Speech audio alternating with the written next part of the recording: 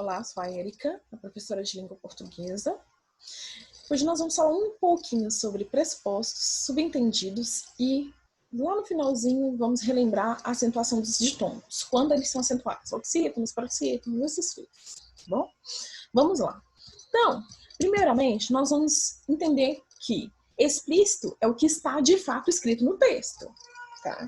Então, o que está escrito no texto é chamado de algo explícito. Já implícito é o que é sugerido por algumas expressões ou pelo contexto, tá? Então, o explícito ele vai sempre estar escrito exatamente com aquelas palavras lá no texto. Já o implícito não. Ele vai ter algumas expressões ou palavras ou contexto que vão indicar o que nós vamos entender. Tá? Então, essa vai ser a nossa diferenciação entre explícito e implícito no texto. Tá? Bom, e dentro das expressões implícitas, nós temos a divisão de pressuposto e subentendido. Tá? Então, o que seria esse pressuposto? Pressupostos são de fácil identificação a partir de expressões ou até mesmo palavras presentes nas orações. Tá? Então, para ser algo pressuposto, eu vou achar facilmente no meu texto uma palavra ou expressão que vai indicar que é um pressuposto. Quais são elas? Por exemplo, eu tenho aqui verbos que indicam fim, tá? Isso vai ser o quê? Vai ser indicação de um pressuposto. Então, indicam fim ou continuidade. Começar, continuar, parar, deixar, acabar. Se eu encontro essas palavras no meu texto, elas vão estar indicando que algo está pressuposto aí, né? Que alguém quer dizer além do que está escrito, tá? Outros tipos, por exemplo, advérbios, tá? Advérbios, por exemplo, finalmente, felizmente, ainda, depois, antes. Todos esses advérbios, eles também vão carregar, né, essa ideia de pressuposto, tá? Está sendo dito algo, né? Quando eu digo que felizmente aconteceu isso. Então, dá-se a entender que poderia acontecer uma outra coisa, uma coisa diferente, ou que foi muito bom aquilo que aconteceu, né? Ainda, depois, antes. E também o pronome que introduz as orações subordinadas, que, se não. O pronome que introduz as orações subordinadas, o quê? Então, se eu encontro um pronome que introduz uma oração subordinada adjetiva, pode ser que algo ali esteja pressuposto. Além das locuções circunstanciais, depois que, antes que, desde que.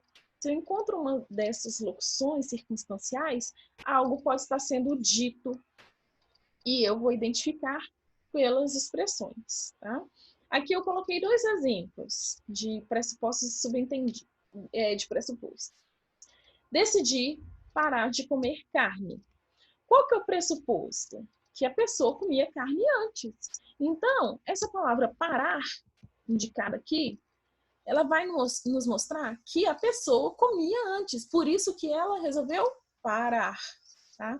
Então, decidi parar de comer carne, então indica que a pessoa comia carne antes. Decidi parar de beber. Então, dá-se a entender que a pessoa bebia anteriormente à conversa. Né?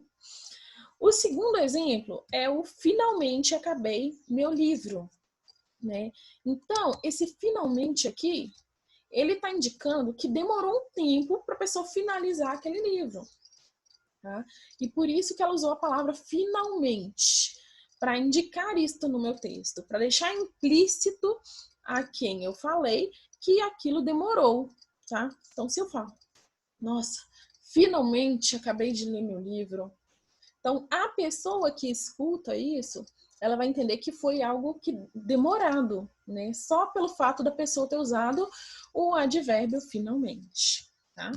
Então, isso vai ser um pressuposto, tá? Então, ele vai ser identificado pelos verbos, pelos advérbios, pelo pronome que ou pelas locuções circunstanciais, tá? E E o subentendido, que é uma outra parte implícita também, é aquilo que subentende, ou seja, insinuações que dependem da interpretação do leitor. Tá? Então, vai sempre depender da interpretação do leitor. Olha aqui o primeiro exemplo. Quando sai de casa, pegue o casaco. Então, o que está subentendido? Que está frio, né? Está frio na rua, por isso que a pessoa tem que levar o casaco quando sair. Olha o segundo subentendido. Não se esqueça de trancar a porta ao sair. Então, qual que é o subentendido? Que é perigoso deixar a porta aberta, né? Até mesmo quando duas pessoas estão conversando, elas começam a discutir e uma diz, a porta está aberta. Quando ela diz isso, a porta está aberta, é um subentendido que pode ir embora na hora que você quiser, tá? Então, essa é a diferenciação entre pressuposto e subentendido. No pressuposto, eu vou encontrar várias marcas. No subentendido, né, depende da interpretação do leitor, tá?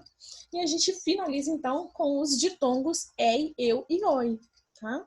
Eles devem ser acentuados quando tônicos nas oxítonas ou monossílaba. Olha aqui o exemplo.